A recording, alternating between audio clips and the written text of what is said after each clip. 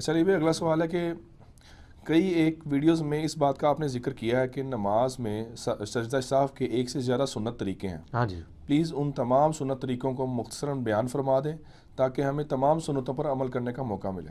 دیکھیں میں نے ایک ڈیٹیل لیکچر جو ہے نا وہ مسئلہ نمبر 92 دیا ہوا ہے، سجدہ صاحب کے 5 طریقے اور کون سے 8 مواقع جن کے اوپر سجدہ صاحب کرنا ہوتا ہے، اور کون سے 5 ایسے مواقع جس کے بارے میں مسکنسیپشن ہے کہ سجدہ صاحب ہے، حالانکہ وہاں سجدہ صاحب کی ضرورت نہیں ہے.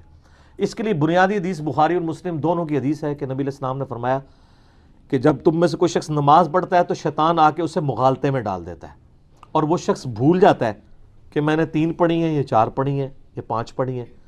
اگر تمہارے ساتھ ایسا ہو تو تم اینڈ پہ 2 سجدے کر لیا کرو. اگر تم نے یعنی 3 پڑھی ہوئی ہوں گی اور وہ شک کے بعد، وہ تو مسلم شریف میں آگے حدیث میں بیان کر دوں گا، تو وہ اگر تم نے جو نماز تھی اتنی پڑھی ہوئی ہے تو وہ پھر شیطان کو، یہ تمہارے ایکسٹرا سجدے ہو جائیں گے، وہ شیطان کو ذلیل کرنے کے لیے آ جائیں گے. اور اگر کم پڑھی ہوگی تو اس کی کمپنسیشن اس سے ہو جائے گی. لیکن اس کا یہ مطلب نہیں ہے کہ اگر کسی کو 3 یا 4 میں شک ہوا ہے تو وہ 2 سجدے نکالے گا، نہیں.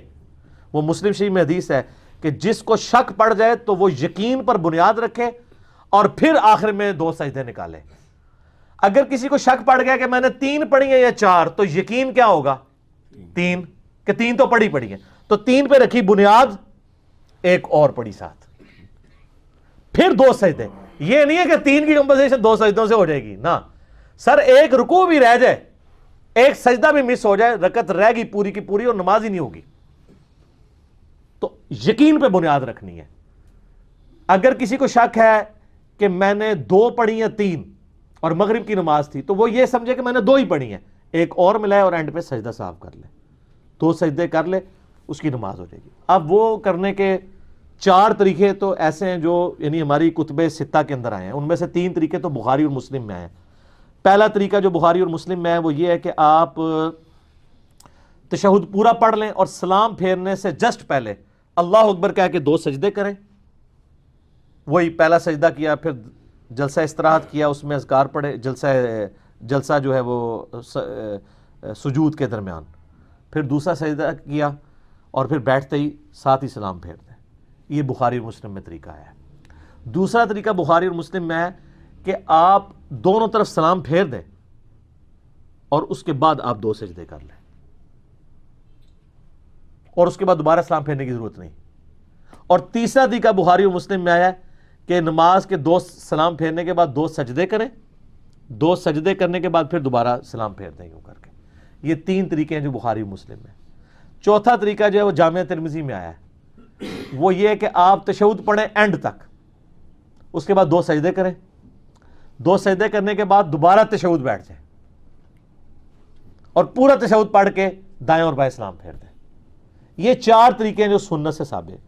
ایک وہ طریقہ جو ہمارے حنفی بھائی کرتے ہیں وہ نہ نبی علیہ السلام سے ثابت ہے، نہ کسی صحابی سے ثابت ہے، ایک تابعی سے ابراہیم نخعی سے ثابت ہے، اور وہ یہ روایت بھی پوری پیش کرنے جوگے نہیں ہے. مصنف ابن ابی شیبہ میں ہے، وہ پوری روایت یہ پیش ہی نہیں کر سکتے. اس میں الفاظ ہیں کہ سجدہ صاحب میں بھی 1 سلام ہے اور جنازے میں بھی 1 سلام ہے. جنازے میں تو حنفی 2 سلام پھیرتے ہیں، جنازے میں 1 سلام ہوتا ہے دائیں طرف صرف. جنازے میں 2 سلام والی روایت جو ہے وہ ضعیف روایت ہے. تو وہ کہتے ہیں نہیں، ہمارا طریقہ بھی لکھا ہوا ہے اور وہ بھی تابعی سے، ابراہیم نخعی سے. اگر کوئی اس کو مانتا بھی تابعی کے قول کی وجہ سے تو پھر پورا قول لے نا. اصل مقصد 2 سجدے ہے. حنفیوں والا جو طریقہ ہے اگر کوئی اسرا بھی کر لیتا ہے تو ہو جائے گا. باقی بہتر یہ کہ آپ پہلے 4 طریقوں کے اوپر ہی عمل کریں.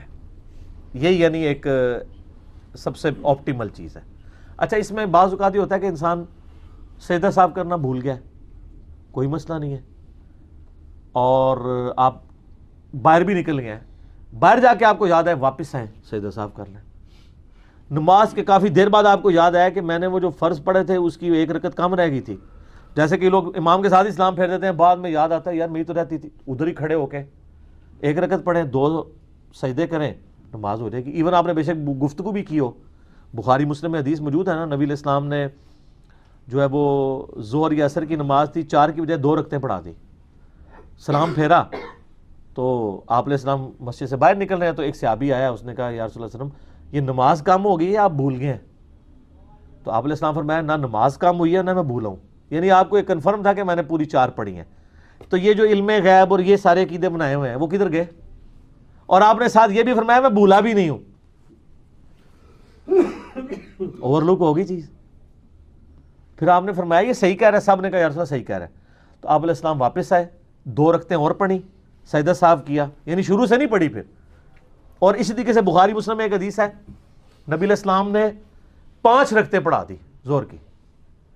سلام پھیرا تو صحابہ نے کہا رسول اللہ آپ نے 5 رکعتیں پڑھی ہیں. آپ فرمایا اچھا. آپ نے اسی وقت 2 سجدے کیے، کیونکہ وہ 5 تو پہلے ہی فالتو تھی نا، اور تو ملانی نہیں. یہ جو انفی کہتے ہیں نا ایک اور ملا کے اس کو ایون کریں، غلط ہے. یہ بھی بخاری مسلم کے خلاف. اور کوئی اونٹ رہے اونٹ تیری کون سی کالسی تھی، اس میں الفاظ ہیں. آپ نے اسی وقت 2 سجدے کیے اور سلام پھیر کے آپ نے فرمایا کہ میں بھی ایک انسان ہوں، جس طرح تم بھولتے ہو میں بھی بھول جاتا ہوں، اگر میں بھول جاؤں مجھے یاد کروا دیا کرو.